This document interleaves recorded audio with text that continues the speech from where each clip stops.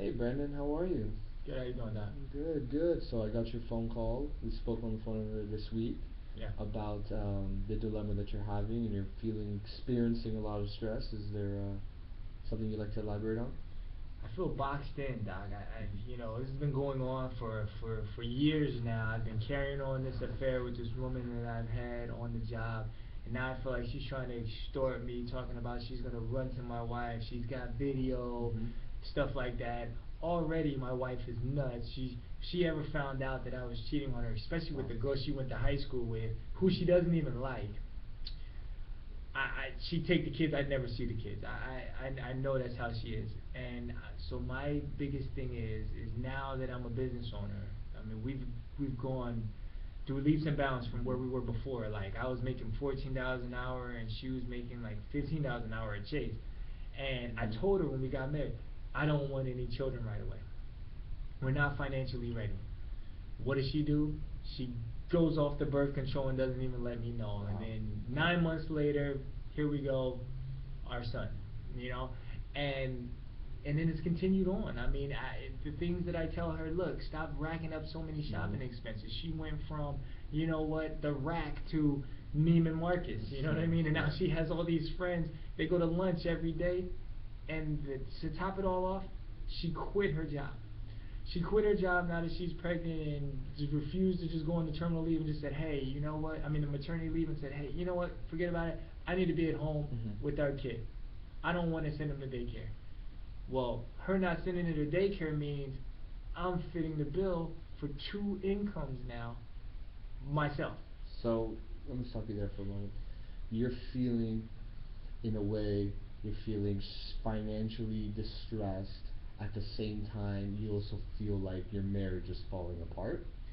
I Am I feel getting that? like I'm just not happy, Doc. I'm not. I try to tell her I'm not happy. That it's like she doesn't allow me to be the man of the house. I mean, yeah, on one end, I can provide all the money and everything's great. She can Okay. spend all the money and rack up bills. But like, if I am not happy because she's spending and just doesn't have a care in the world, or I don't want children right away, I want to build up to it.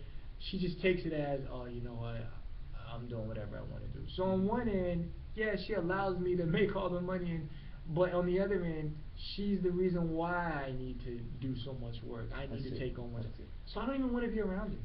So, if I'm getting this correctly, you're having this not just financial distress, but also the emotional distress to go along with it, with you between you and your wife, and now you have sort of constructed I would say an affair. Is that Yeah, correct? An yeah. affair that you're having with a young woman at your work, Right.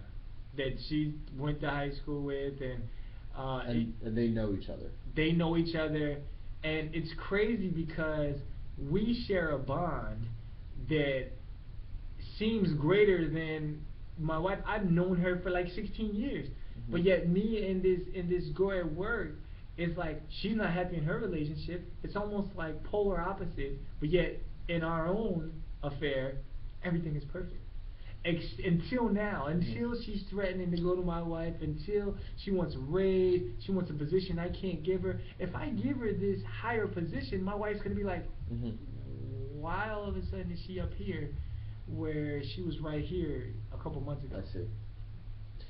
So, and this is, have you had sexual relations with this? Yes, full blown affair. The sex was great, Doc. I'm telling you. But now I feel like the sex was not worth it. It just is not worth it. When I feel like all that I can lose, Hmm. yeah. I see. So you're feeling a sense of guilt. Is that where I'm getting at? A huge sense of guilt because I didn't grow up in the church, Doc, but my wife's been going to church more, and it's crazy. It's like I've been refraining from even wanting to go to church because at first, like, it didn't even matter that she was going to church because I'm like, you know what, you can go to church all you want if it gives you some type of sanity Hmm. and keeps you out of my hair.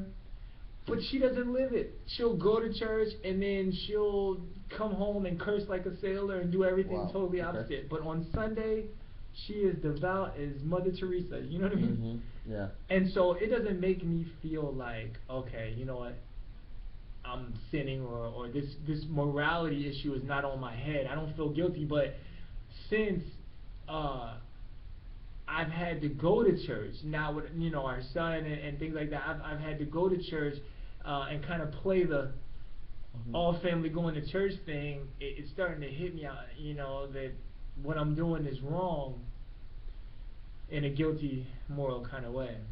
I see. Well, committing adultery is one of the 7 worst sins that you can commit as a human being. Yeah. Cheating on your wife is morally, ethically, in so many different ways wrong. Yeah. And God doesn't forgive those who do these kinds of acts. Yeah. You will be, for the rest of your life, you will face and live with the shame and guilt that you brought upon yourself by committing this act and being unfaithful and unloyal. And it will harm not only the relationship that you're having with your wife, but it will also harm any future relationships that you do tend to encounter. Doc, hell is hot. I think what I'm gonna go do, Doc, when I leave here, I'm gonna drive to the Coronado Bridge and jump off. All right.